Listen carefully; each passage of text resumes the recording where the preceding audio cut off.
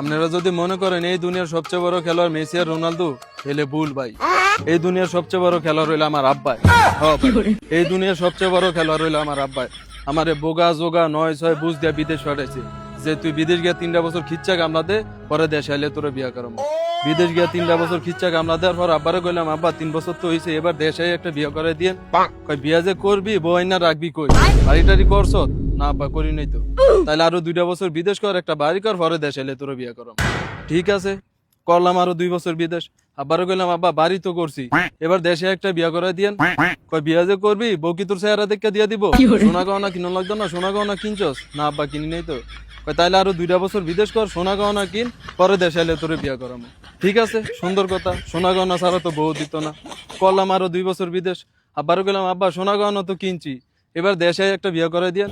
বিয়া যে করবি অনুষ্ঠান করতি না, 200-400 মানুষ দাও দাও খাওয়াতি না? আব্বা খাওয়া মতো তো টিয়া পয়সা আছে? না আব্বা না।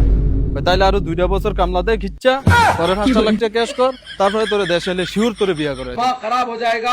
দেখছেন গানের কোনো শেষ আছে? হ্যাঁ, গান একটার পর একটা রেডি খাই। মানে আমারে বিয়া করাবে হে দুর্বলতা সুযোগ নিয়ে আমারে যা খেলা দেয়াইতেছে ভাই, আমি শিওর সামনের ব্যালন ডিওর আমার আব্বাই খাইবে। আমার এই বিশ্বাস আমার আব্বার প্রতি আছে ভাই। আমার বিদেশ পাড়া যেই খেলা দেয়াইছে ভাই, সামনের ব্যালন ডিওর 100 আমার আব্বাই খাইব। সেলুট আব্বা, সেলুট। আপনার মতো আব্বা ভাই আমি গর্বিত। আপনার মতো আব্বাই তো প্রত্যেকটা ঘরে ঘরে দরকার। না রে আব্বা রে, আপনি আমার একটা আব্বাই।